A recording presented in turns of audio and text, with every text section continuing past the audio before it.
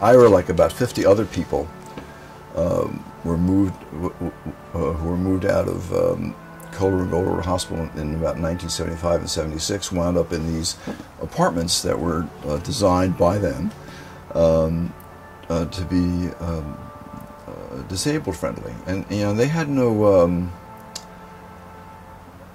map. Nobody had done this before, and this group of people really figured it out and worked with the architects and the designers, and did a great job.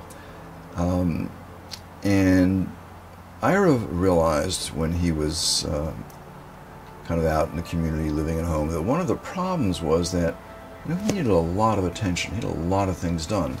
And the system that existed in then, or that still exists mostly now, was very limiting.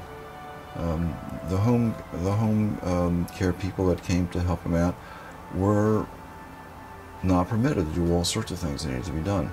Well, Ira, the amazing guy that he was, convinced, I don't really know this story in any detail, but somehow he convinced Albany that they should create a new kind of home care institution, a consumer-directed health plan, so that the aides are employed by the patient rather than some home care agency, and therefore whatever the aide and their employer, the patient, decide needs to be done and they're comfortable with gets done. And that has just revolutionized the ability to take care of people at home.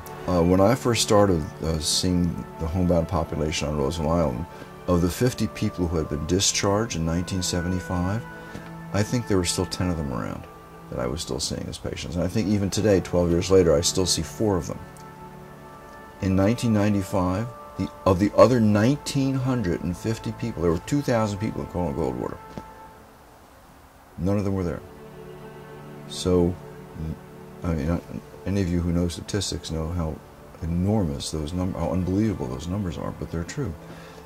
When people say that it's a good thing, it's a nice thing to have people cared for at home, it's not just a good thing or a nice thing. It extends their lives by a lot, and they are so much happier.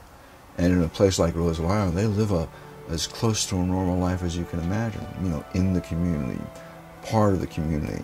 So what Ira Howell and his friends created is not just interesting, cute, pleasant, it's life-saving.